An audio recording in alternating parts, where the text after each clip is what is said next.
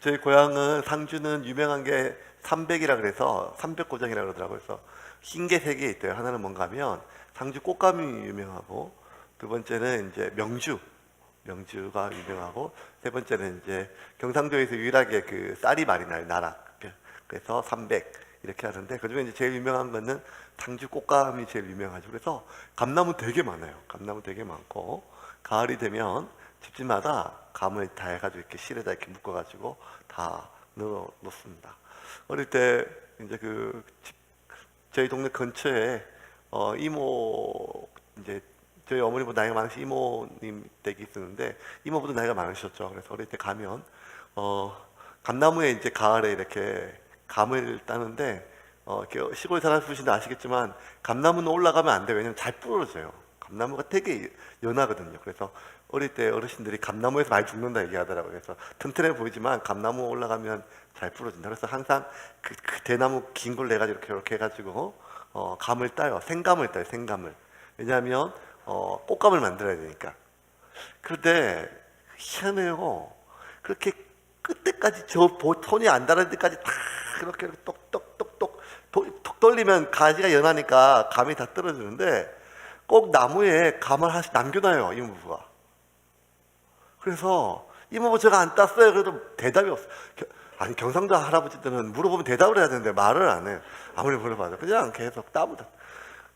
이모부 제가 안 땄어요. 그래도 뭐 넘어가고, 저거 안 땄어요. 저거 나중에 왜 제가 안 따요? 물으니까 귀찮은지 얘기해요. 저걸 안 따는 거요. 왜 안 따요? 그러니까 까치밥이요. 그러니까 까치밥이요. 까치밥으로 그렇게 남겨놓는데요. 그러니까 보면 이렇게 참 정서가 참 따뜻한 것 같아요. 한겨울에 그래도 까치가 와서 그렇게 까치를 먹을 수 있도록. 요즘에는 뭐 한전에서 까치 한 마리 잡으면 6,000원씩 준다는데 그때는 까치밥 먹으라고 그렇게 하는 것 같습니다. 그러니까 보면 이렇게 옛날 한국이나 또 유대인들의 그런 따뜻한 정서가 있는 것 같아요. 까치 한 마리에게 남겨놓은 것처럼 하나님도 그렇게 온 겨울 먹을 것 없는 그러한 들짐승 하나에게도 우리나라 선조들이 온정을 베푼 것처럼 하나님도 정말 가난하고 헐벗은 사람들이 먹을 것이 없을 때 그들이 무언가 조금이라도 허기를 살릴 수 있도록 그렇게 제도를, 까치밥 같은 걸 남겨놓았어요. 이게 뭔가 하면 추수를 할 때 모든 이삭을 다 주지 말라는 거였죠. 레위기 19장 9절 10절에 보면, 신명기 레위기 참 말씀이 많은데 같이 한번 읽어볼까요? 시작. 너희는 추수할 때 곡식을 밭 구석구석까지 다 거두지 말고 또 떨어진 이삭도 줍지 말아라. 그리고 포도를 딸 때도 다 따지 말고 땅에 떨어진 포도는 줍지 말아라. 너희는 이 모든 것을 가난한 자와 나그네를 위해 남겨두어야 한다. 나는 너희 하나님 여호와이다. 그러니까 뭐 옛날이나 지금이나 농사 짓는 분들의 쌀 한 톨 허투루 보내지 않으시죠. 근데 더군다나 먹을 게 참 귀했던 시절이 있기 때문에 곡식 하나를 허투루 낭비할 수가 없습니다. 그런데 하나님께서 땅에 떨어진 거 다 거두지 말라고 얘기하세요.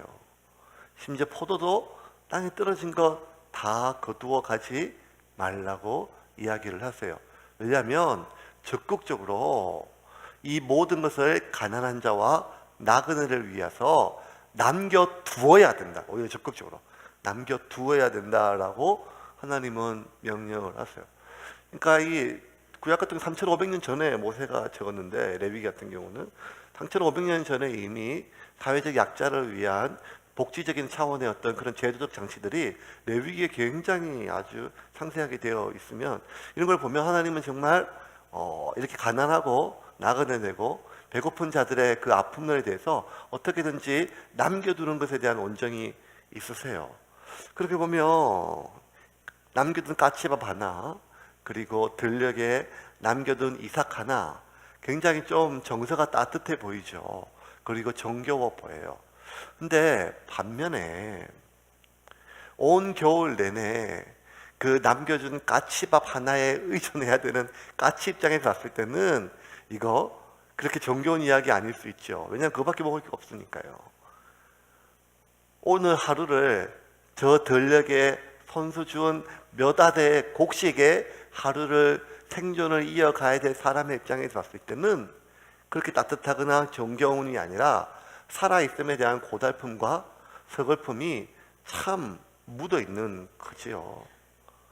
꽁꽁은 그 겨울 한가을에 그 몇 날 며칠 못 먹었다가 하나 발견했던 감나무에 감 하나가 뭐 얼마나 배부르겠어요. 그런 거 보면 하루 종일 굶었는데 저녁에 몇 줌 주워가지고 이만 한 줌을 주고 두 줌을 주워도 이거 나락 찧어 보신 분들 아시잖아요. 쌀이 얼마 안 나오잖아요. 이거 얼마 되겠어요. 그러면 겨우 허기를 면하고 내일 아침에 일어날 정도의 힘만 먹을 수 있으면 그 정도밖에 안 되는 것에 의지해야 될 사람의 입장에 봤을 때는 참 서글프고 초라운 현실이에요. 현실은 그래요. 현실은. 룻이 그랬어요. 내가 나를 낳아준 부모도 버리고 그리고 형제도 고국도 고향도 다 버리고 오직 피 한 방울 섞이지 않는 시어머니를 섬기기 위해서 내가 따라가겠다고 하는 고백은 참 귀한 거죠. 감격스러우시죠. 감동이 있는 그런 고백이었어요. 진짜 의리 있는 사람이죠. 그런데 그런 감격과 감동, 의리가 밥 먹여주는 건 아니거든요. 고국에 왔어요. 온 동네 사람들이 우리가 지지난주 살펴본 것처럼 베들레헴 전 온 성읍이 떠들썩 할수록 나오미를 그동안 어떻게 살았냐, 뭐 먹고 살았냐, 왜 이제 왔냐, 이렇게 그래도 얼굴 보니 얼마나 좋은가. 온 성읍이, 온 동네 사람들이 얼마나 환영했는지 우리 다 봤잖아요. 그렇게 환영하고 나서 다 집에 가고 아무도 그날 뭐 먹고 있는지 쳐다보지도 않고 보리쌀 한 대박 갖다 주는 사람이 없었어요. 그러니까 지금 룻은 그래도 생명부지 땅에 갔는데, 어머니 고향 갔는데 낯설고 두려웠었는데 온 동네 사람들이 환영해 주니까 얼마나 반갑고 좋았는지 몰라요. 하지만 그렇게 박수 쳐주고 다 돌아가고 빈집에 아무것도 먹을 것도 없고 세간살이 없고 그렇게 과부 2명이 앉아가지고 서로 얼굴만 쳐다보면서 오늘은 뭘 먹는 게 아니라 내일은 뭘 먹는 게 아니라 지금 당장 먹을 것도 없는데 그렇게 환영하던 사람 누구도 오늘 때거리 하나 걱정하거나 쳐다봐주고 봐주는 사람이 없는 그 현실 속에서 참 룻이 기가 막혔습니다. 그리고 그렇게 감동적이고 그리고 그렇게 헌신적인 결단 뒤에 내가 치러야 될 그 결단에 대한 그 선택에 대한 대가는 참 냉혹한 것이었어요. 그래서 어떡할까 참 서글펐죠. 그런데 이 장면이요, 이 전체적인 그림을 보면 베들레헴 전체 그림과 너무 대조적이에요. 왜냐하면 베들레헴은 지금 몇 년 만에 풍년이 들었어요. 나오미가 있는 모압 땅까지 소문이 들릴 정도로 베들레헴의 기근이 끝났다는 게 아니라 여호와께서 자기 백성을 돌보사 그 땅에 양식을 주셨다, 추수를 할 수 있었다. 이 말은 뭔가 하면 풍년이 들었다는 거죠. 여러분, 몇 년 만에 추수예요. 몇 년 만에 곡식 구경이에요. 여러분, 우리 지금도 아담 이후로 최고로 불경기를 사시고 있는 여러분들에게 그런 말 흔히 하시더라고요. 식당 가보면 진짜 저희 테이블에 저하고 몇 명 없어요. 진짜 야, 이거 월세는 어떡하냐, 뭐 5만 그 걱정을, 주인도 안 하는 걱정을 저 혼자 하고 이렇게 하면서 하는데, 그렇게 어렵다가 돈 구경하면 얼마나 반갑습니까? 그런 것처럼 지금 베들레헴이 몇 해를 굶었다가 온갖 사람들이 굶어 죽을 정도로 그렇게 먹을 것 하나 없이 뭐 동물 잡아먹고 나무 캐 먹고 이렇게 하다가 사람들이 풍년이 들어서 몇 해 만에 곡식 구경을 해요. 어떤 생각이 들었어요? 이거 쪄가지고 빨리 떡해 먹자, 밥해 먹자, 여러 가지 그 밥해 먹을 생각, 배불리 먹을 생각이 얼마나 기대가 많았겠습니까? 베들레헴은 지금 풍요로 왔어요. 사람들 기대에 가득 찼어요. 그런데 이거 다 남의 일이라는 거예요. 지금 그 땅에 온 이 두 과부에게는 아무것도 남은 것이 없어요. 땅도 없고, 땅이 없으니 당연히 곡식할, 추수할 곡식도 없고 먹을 양식이 없었겠지요. 그래서 당장 오늘 어떻게 뭐라도 좀 주워 와야 되니까 이 룻이 시어머니한테 물어요.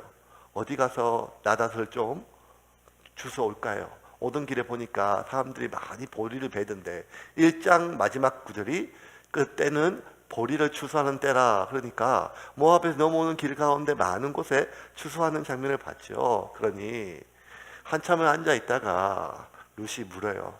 어머니, 그래서 뭐라도 먹어야 되는데 사람들 보면 추수를 많이 하는데 제가 어디 가서 뭐 좀 주워올까요? 이렇게 물어봐요. 2절 말씀입니다. 같이 읽겠습니다. 시작. 모압 여인 룻이 나오미에게 이르되 원하건대 내가 밭으로 가서 내가 누구에게 은혜를 입으면 그를 따라서 이삭을 줍겠나이다 하니 나오미가 그에게 이르되 내 딸아 갈지어다 하매 자, 누구에게 은혜를 입으면 뭔가 하면 밭주인이 허락을 해야 줄 수 있어요. 밭주인이. 하지 말하면 거둘 수 없거든요. 어차피 그 밭주인 거니까요. 그러니까 내가 어디 가야, 이 말은 뭔가 하면 친척 중에, 어머니 아시는 분 중에 누구 친척, 아버님 친척 중에 누구 친척, 어느 밭에 어디 가서 내가 주어야 그 허락을 받고 그 녹식 몇 줌이라도 주워가지고 오늘 저녁이라도 먹읍시다. 근데 어디 가야 될까요? 이렇게 물어요. 그랬더니만 나오미가 이렇게 대답을 해요. 3절입니다. 3절 말씀 같이 한번 읽어볼까요? 시작. 룻이 가서 베는 자를 따라 밭에서 이삭을 줍는데 우연히 엘리멜렉의 친족 보아스에게 속한 밭에 이르렀더라. 룻이 가서 베는 자를 따라서 밭에 이삭을 줍는데 우연히 가요. 왜냐하면 왜 어디 가든지 어디 목적지를 정한 게 아니라 가다가 보이는데 먼저 갔어요. 왜냐하면 나오미가 넋이 빠져가지고 아무런 대답을 안 해주는 거예요. 아까 봤던 2절 다시 한번 볼까요? 2절 말씀. 2절 말씀 제가 아까 봤던 2절 말씀. 모압 여인 룻이 나오미에게 이르되 원하건대 내가 밭으로 가서 내가 누구에게 은혜를 입으면 그를 따라서 이삭을 줍겠나이다 하니 나오미가 그에게 이르되 저쪽 동네 옆에 입구에 그 오른쪽에 밭에 가면 그 우리 시아버지 밭이니까 시아버지네 밭이 아니면 누구 친척 오천 당숙의 밭이니까 거기에 가서 내 나오미 며느리니까 이어서 좀 하겠습니다 하라고 얘기해라. 그러면 그 사람 허락해 줄 거다. 이렇게 맞잖아요. 근데 나오미가 아무 말도 안 하고 뭐라고 하면 따라갈지어다. 지금 룻은 뭐라고 했냐면 어디로 갈까 누구한테 갈까 묻는데 나오미는 가라고 그냥 얘기해요. 뭔 말인가 하면 원문을 보면 그냥 가서 그러니까 지금 세상이 다 귀찮은 거예요. 여러 가지 어떻게 뭐라 하고 하기도. 그러니까 룻이 더 이상 묻지 않고 무심코 어디로 가야 될지. 여러분 외국 땅이에요. 어딘지도 모르겠어요. 제가 제주도 살다가 2012년 12월에 이제 그 용원으로 이사를 왔어요. 제주도에서 이삿짐도 그때는 못 오고 다 택배로 보내고 그래가지고 풍림 아파트 그날 이제 그 제주도에서 차에다 짐을 잔뜩 싣고 제주 서귀포항에서 제주항에서 배를 타고 완도 녹동항에 내려가지고 차를 끌고 쭉 왔다가 교회 가서 인사하고 저 집에 가서 짐 풀어라 하니까 짐도 없지만 그 풍림 아파트에 제가 12월 첫째 주에 왔어요. 이불도 하나도 없어요. 이불도 하나 없어가지고 뭐 듣고 잘지도 모르겠어요. 그러니까 이제 교육자들이 다 연락해가지고 용원 있는 사람들이 이불을 다 걷어줬어요. 예. 근데 그거 안 받을까 그랬어요. 하루 자고 그거 빨아주느라 애먹었어요. 그냥 그날 모텔에서 자지. 그거 날 한 서너 명이 와가지고 다 갖다 줬는데 또 그게 어떻게 줘요. 그래서 어쨌든 그날 그랬는데 이 낯선 땅이잖아요. 낯선 땅. 그 저녁에 막말로 어디 가서 뭘 사 먹어야 될지도 모르겠어요. 뭐가 맛있는지, 뭘 먹어야 되는지, 슈퍼가 어디 있는지, 어디가 뭐 있는지. 그래가지고 어떻게 됐냐면 그 용원에서부터 밥집을 찾으러 쭉 나왔는데 용원 입구에 나오니까 저는 계속 오니까 이게 이제 지금 그 녹산 그 신호등 그 길이에요. 아무리 가도 밥집이 없어요. 아무리 신호등 한 칸, 두 칸, 세 칸, 네 칸, 다섯, 여섯. 결국 명지까지 와가지고 밥 먹었던 기억이 났습니다. 어디로 뭐가 있는지 하나도 모르겠어요. 처음 이사 오니까요. 룻이요, 낯선 동네가 아니라 낯선 나라 왔잖아요. 낯선 나라. 말이 통하겠어요? 동네가 뭐가 있겠어요? 어디 가서 뭘 줍겠어요? 얼마나 뻘쭘하겠어요? 그런데 타박타박 갔어요. 가서 내가 뭐라고 얘기해서 허락을 받아야 되나? 어디 밭에 가야 되냐? 너 유대인이 아닌데 왜 죽느냐 하느냐? 이렇게 물으면 뭐라 얘기하고 뭐 5만 가지 생각이 안 되겠어요. 그 어린 소녀가 16살짜리가. 그런데 무심코 가서 가는 데 가서 주웠어요. 3절입니다. 3절. 룻이 가서 배는 자를 따라서, 그러니까 보니까 배는 사람들을 봐가지고 자기가 봤을 때 좀 이렇게 우락부락하지 않고 말 붙여도 되는데 가서 넌저시 몇 개 줬다가 별맛 없으니까 계속 줍는 것 같아요. 이삭을 줍는데 뭐라는가 하면 우연히 엘리멜렉의 친족 보아스에게 속한 밭에 이르렀다. 뭔가 하면 엘리멜렉이 자기 시아버지거든요. 엘리멜렉 자기 시아버지의 친족이란 말이 되게 중요해요. 친척에게 보아스에게 속한 밭에 이르렀다는 거예요. 와, 그러니까 이 우연이라는 단어가 되게 재밌어요. 와이크레, 미크레라고 하는 단어를 쓰는데 행운이 좋아서, 운이 좋아서, 아니 우연히 이렇게 지금 루키 기자는 기록을 해요. 그러니까 그래 가서 무심코 줬었는데 그 밭이 나중에 알고 보니까 자기 시아버지의 친척이거든. 그래서 친족이라고 하는 단어는 기업 물을 수가 있는 사람. 뭔 말인가 하면 이스라엘 백성들은 하나님께서 땅을 다 각 지파별로 친족, 그게 그 사람들끼리 다 나눠줬어요. 각 집안별로. 그러니까 각 지파 안에 또 작은 규모로 각 집안이 있거든요. 그 집안을 친족이라 그래요. 그 집안별로 다 땅을 나눠주고 혹시라도 가난하거나 너무 힘들어가지고 그 땅을 팔 때가 되면 이 땅을 다른 친족에게 넘어갈 바에야 그 같은 친족 안에서 그 땅을 대신 사주고 그리고 원래 주인에게 주는 그런 전통이 있었어요. 이게 재산이 그대로 친족 안에 보존되는 게 또 있고, 두 번째는 자식이 없이 남편도 죽고 자식이 없으면 그 사람을 그 친족이 데려가서 아내를 삼고 자식을 낳아가지고 그 이름이 이어지게 하는 것이 있었어요. 그러니까 지금 보아스는 그 집안에서 이 땅을 사주거나 아니면 아들을 낳아줄 수 있는 권리력과 의무가 있는 친족이에요. 마치 그 보아스에게 속한 밭에 이르렀어요. 근데 루키 기자를 뭔가 하면 능청스럽게 우연히 이렇게 얘기를 해요. 우연이 아니죠. 왜냐하면 루키 기자는 지금 오늘 이 구절이 시작된 본문 1절에 생뚱맞게 보아스에 대한 이야기부터 먼저 시작하거든요. 1절 한번 볼까요? 1절. 나오미의 남편 엘리멜렉의 친족으로 유력한 자가 있으니 그의 이름은 보아스더라. 모압 여인 룻이 나오미에게 이르되 원하건대 내가 밭으로 가서 누구에게 은혜를 입었나이까.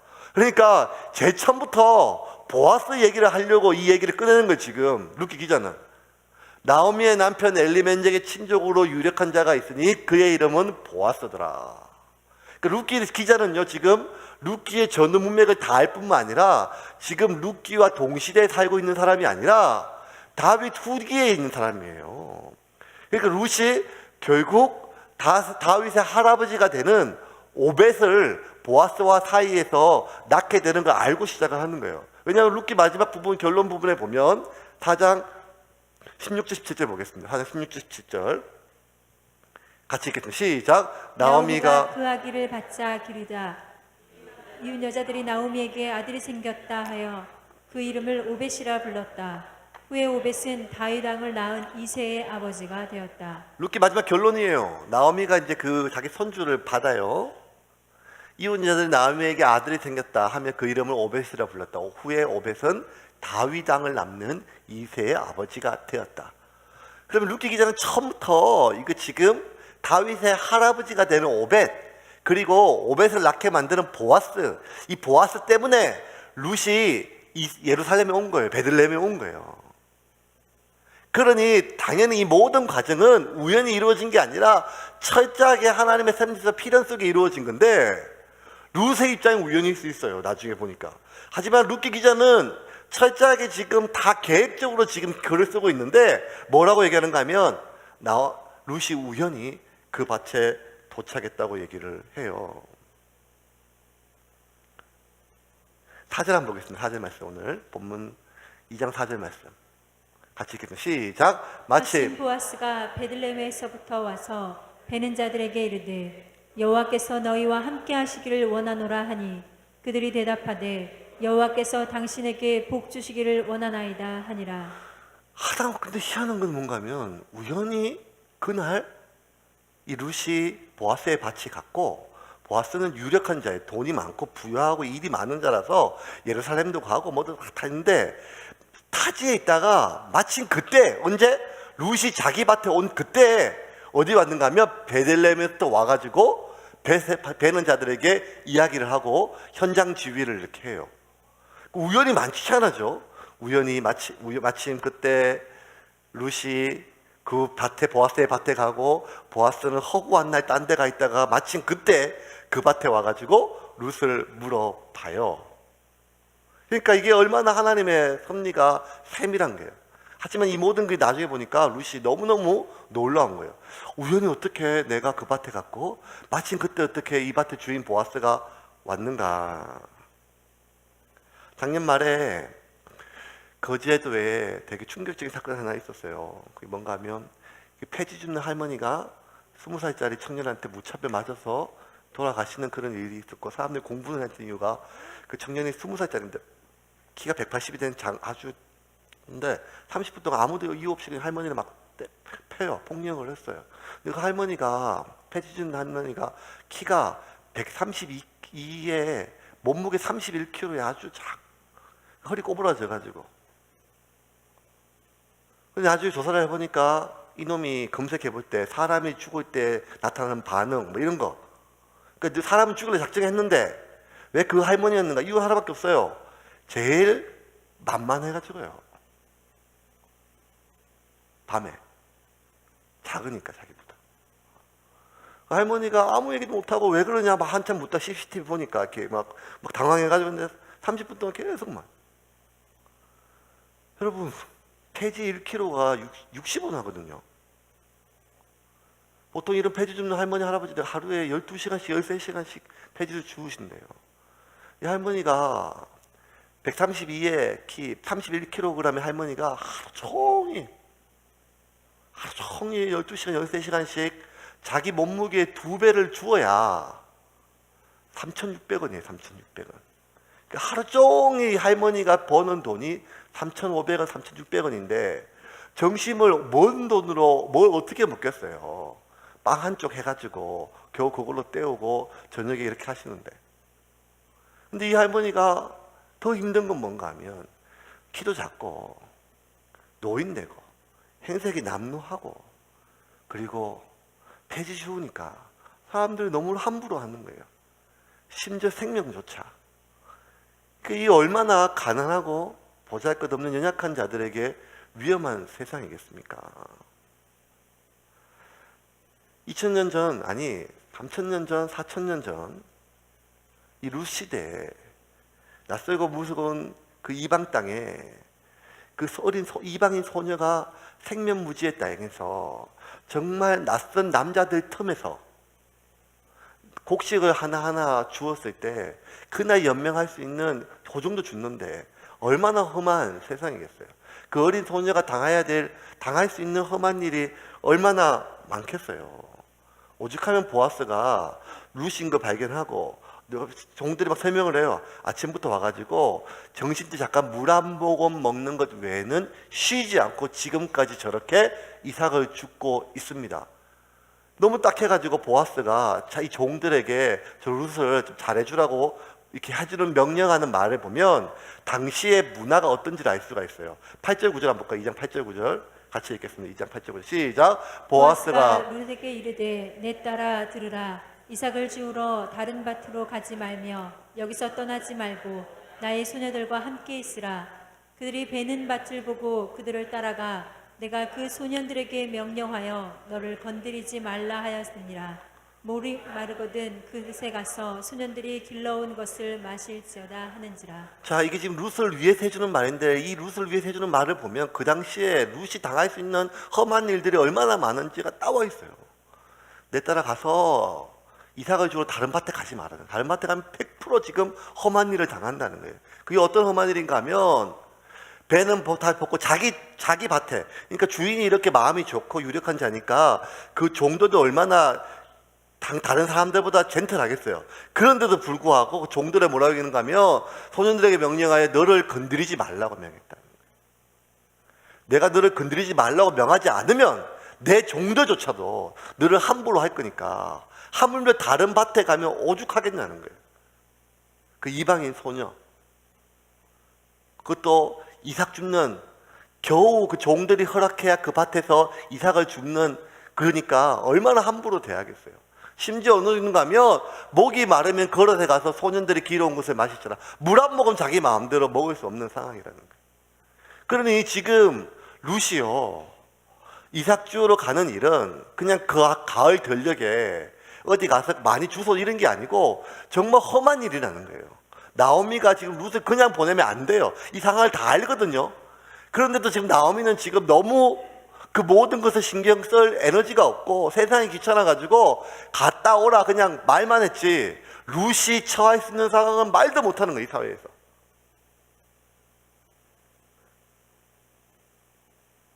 그래서 그날 저녁에 룻이 되돌아보니까 한 1년, 2년, 그리고 나중에 한참 뒤에 자기가 보아스의 사이에서 오벳을 낳고 그리고 이세가 나와가지고 이 긴 세월을 봤을 때, 이날을 회고했을 때, 야, 내가 그날 진짜 험한 꼴을 당할 수 있었는데 내가 때마침 우연히 어떻게 보아스의 밭에 갔고 그때 때마침 보아스가 그때 와서 날 보지 않았더라면 내가 어떤 일을 당했을지를 모르는데 참 내가 운수대통했다, 진짜 운이 좋았다, 뭐 이런 말을 하지 않겠습니까? 그날 저녁에 보아스가 룻을 불러가지고 배불리 먹여요. 14절 한번 볼까요? 14절 말씀 같이 읽겠습니다. 14절 말씀 시작. 식사할 때에 보아스가 룻에게 이르되 이리로 와서 떡을 먹으며 내 떡 조각을 초에 찍으라 하므로 룻이 곡식 빼는 자 곁에 앉으니 그가 볶은 곡식을 주매 룻이 배불리 먹고 남았더라. 룻기에 배불리 먹다는 나라가 처음 나와요.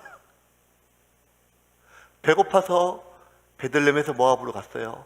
모압에서 배고파서 먹을 것이 없어서 여기까지 또 왔어요. 굶어 죽었는지 병걸어 죽었는지 남편하고 시아버지가 다 몰라요. 하지만 비슷하겠죠 뭐. 그러니까 제대로 먹었을 리가 없죠. 근데 룻이 이날 정말 태어나서 처음으로 배불리 먹지 않았겠지만 몇 년 만에, 정말 몇 년 만에 배불리 먹었어요. 그리고 남았대요. 더군다나 17절에 이렇게 얘기해요. 17절 볼까요? 시작. 룻이 밭에서 저녁까지 줍고 그 주운 것을 떠니 보리가 한 에바쯤 되는지라. 한 에바가 얼마인가 저도 찾아보니까요, 한 22리트, 마른 곡식은 44리트. 그러니까 이 곡식으로 따지면 한 4말 된대요. 4말. 여러분, 이거를 하루 종일 배도 4말 타작하기 어려운데 주워가지고 어떻게 4말이 되겠어요? 이 과장법 아니에요? 이거를 주워가지고 여러분 내일 실험을 해보면 쌀 주워가지고 4말 되기가 어렵거든. 나달 얼마나 많이 주웠겠어요. 이 2말 아니면 4말인데 마른 곡식이 돼서 4말로 봐요. 근데 이유가 있어요. 이렇게 인간이 이렇게 주울 수가 없어요. 초능력이 발휘 안 되면 아니면. 근데 이 이유는 뭔가 하면 15절과 16절에 보니까 보아스가 이렇게 했어요. 같이 읽겠습니다. 시작. 룻이 이삭을 주우러 일어날 때 보아스가 자기 소년들에게 명령하여 이르되 그에게 곡식단 사이에서 죽게 하고 책망하지 말며 또 그를 위하여 곡식 가발에서 조금씩 뽑아 버려서 그에게 죽게 하고 꾸짖지 말라 하니라. 그날 보아스의 일꾼들이 너무 바빴어요. 곡식도 해야 되지, 중간에 털어야 되지, 룻한테 들키면 안 되지, 또 뭐 건드리면 안 되지, 보호해라 그러지. 얼마나 바빴겠어요. 괜히 저거 우리 밭에 오늘 오게 해가지고 오늘 재수 원 붙었다, 일도 많은데. 그날 저녁에 룻이 배불리 먹는데 저는 뭐가 상상이 되는가 하면 룻이 나오미의 마음이 얼마나 지극정성이 있겠어요. 하루 종일 굶었잖아요. 저녁에 시어머니 먹이려고 그 험한 곳에 생명부지 땅에 능놓고 있는데 어디 가라고 알려주지도 않는데 자 혼자 나와가지고 어린 것이 그 땅에 가서 죽는데 배불리 먹었지만 그 먹을 때 누가 생각이 났겠어요? 시어머니 생각이 안 났겠어요? 시어머니 혼자 집에 있는데 며칠을 못 먹었는데 나만 이렇게 먹어도 되나? 하지만 배불리 먹었다고 나와요. 그래서 그 미안한 마음이 있는데 곡식을 하나 몇 마를 지고 집에 돌아왔어가지고 나오미한테 얘기를 하는데 나오미가 눈이 안 뒤집혔어요. 어디 가서 훔쳐왔냐, 이게 뭐냐, 웬일이냐, 주워왔다고, 이게 주운 양이냐, 뭐 온갖 얘기하지 않겠어요? 그러면서 룻이 뭔 얘기했는가 하면요, 어머니 들어보세요. 운수 대통이에요. 운수 대통. 우연히 어떤 밭에 갔는데 그 밭에 보니까 시아버지 친척 보아스의 밭이래요. 아, 보아스 나도 안다, 그 부잣집이다. 나를 좋게 봐가지고 오늘 옆에서 먹으라 하고, 오늘따라 남들은 보니까 하루 종일 주워도 한 주먹도 못 줍는데 저는요 오늘 얼마나 이상하게 내가 가는 데마다 나락이 막 떨어져 있었다고.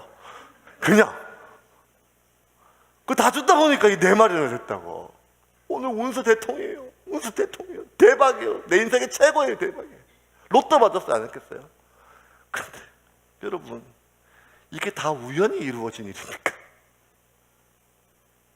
보아스가 나락을 다 떨어뜨리라고 말했던 모든 것들을 보면, 여러분, 한겨울에 온 겨울이 꽁꽁 얼어붙어 가지고, 왜 까치갑이 필요한가 하면 까치가 잡아먹을 곤충도 없고 개구리도 없어요.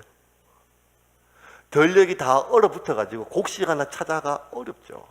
그러다가 몇 날 며칠 못 먹고 운 좋게 저 감나무 위에 꽁꽁은 감 하나 발견하면, 우연히 발견했죠. 운수 대통했죠. 그 꽁꽁은 감을 쪼아 먹으면서 몇 날 며칠 만에 처음 식사를 하는 까치는 오늘 우연히 이 운수 대통했다 하겠죠. 하지만 그게 우연이 아니라 어느 날 가을 까치를 위해 남겨두었던 주인의 배려가 아니겠습니까? 룻은 오늘 우연히 많은 이삭을 모았지만 그것 하나 세밀한 보아스의 배려가 아니었겠습니까? 말씀을 좀 정리를 좀 하겠습니다. 운칠 기삼이라고 해요. 낚시도 그렇고 뭐든지 운이 70%, 기술이 3도 안 된다고. 어떤 사람 뭔가 하면 뭐 운칠 기삼 노름판에 그렇게 하기도 하고 뭐라 가지 얘기를 해요. 아무리 뭐 해도 운을 못 이긴다는 거예요. 세상 보면 지지리도 복도 없고 복이 없다는 말은 운이 없다는 말이죠. 운이 없고 복이 없으면 뒤로 자빠져도 코가 깨진다고 얘기를 하지요. 그런데 나는 그렇게 운이 없는데 딴 사람들 보면 너무 운이 좋아요. 부잣집에 태어났고 부잣집에 장가를 가고 시집을 가고, 아들이 또 운이 좋아서 머리가 컴퓨터가 태어나고, 온갖 가지 나는 지독하게 운이 없는 것 같아. 주변에는 운이 천지로. 그래서 나는 아무리 길을 써서 열심히 살아도 운 좋은 놈을 못 이기는 것 같고, 오히려 애를 쓰면 애를 쓰는 만큼 더 깊은 구름덩이에 빠지는 것처럼 느껴지는 경우가 얼마나 많겠습니까? 근데 성경은 우리에게 얘기를 해요. 운처럼 보이고 우연히 이루어진 많은 일들은 철저한 하나님의 배려 속에 있다는 것입니다. 여러분, 지나온 과거들을 봤을 때 우연히 그 사람 만났고, 우연히 그 교회 만났으며, 우연히 그 장소에 갔고, 우연히 그것에 마주쳤지만, 지금에서 돌아보면 하나님의 세밀한 은혜가 아닌 적이 뭐가 있었겠습니까?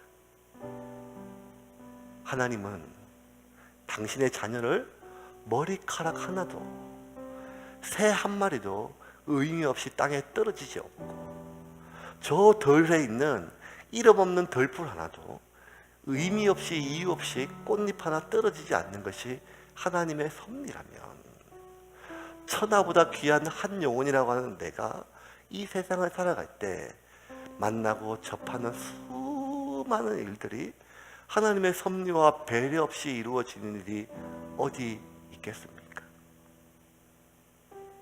오늘 룻은 운수 대통했다고 하지만 그날 몇 시간 전만 해도 룻의 마음속에는 나오미가 분명히, 내 시어머니 나오미가 하나님이 당신의 백성을 돌보아 주셔서 베들레헴에 양식이 있다는 말을 들었다. 그 땅에 가면 하나님이 우리도 먹이실 것이다. 그 하나님이 내 남편도 데려가고 네 남편도 데려가고 내 아들도 데려갔지만, 그럼에도 불구하고 하나님은 자기 백성을 돌보신 분이니 우리 그 땅에 가자 했을 때, 룻이 그 나를 돌보시고 우리를 돌보시는 하나님을 바라보고 베들레헴에 오지 않겠어요? 베들레헴의 이름이 뭐예요? 떡집이란 말이잖아요. 밥집이란 말이잖아요. 모든 사람이 떡이 흔하고 모든 사람이 배불리 먹을 기대 속에 그거는 다 남의 일이고, 나는 철저하게 하나님에게조차 버림받고 소외되고 외면된 것처럼 두 가부가 앉아서 오늘도 굶고 내일도 굶을 것처럼 느껴져서 하나님의 섭리 밖에 있는 것처럼 느껴지지 않았겠습니까? 하지만 그 순간에도 하나님은 룻을 위하여 일하고 계셨음을 믿으시기를 바랍니다. 그러므로 우리가 기도했을 때 우리의 영안이 열린다는 말은 귀신이 보이고 악한 것들이 보이는 것이 아니라 내가 오늘 하루 살아가는 수많은 순간마다 나의 삶 가운데 우연을 가장한 하나님의 섭리에 보이지 않는 손길을 볼 줄 아는 눈, 그 눈이 영안이 열리는 사람임을 믿으시기를 바랍니다. 하나님은 당신의 자녀를 버리지 않으십니다. 하나님은 당신의 자녀를 포기하지 않으십니다. 하나님은 지금도 하나님의 철저한 섭리와 배려 속에 다 당신의 자녀를 먹이고 입히시고 인도하심을 믿으시고, 하나님 우리의 눈을 열어 주의 도움의 손을 보게 하여 주시옵소서. 그렇게 기도하는 여러분이 되기를 주님의 이름으로 축원합니다.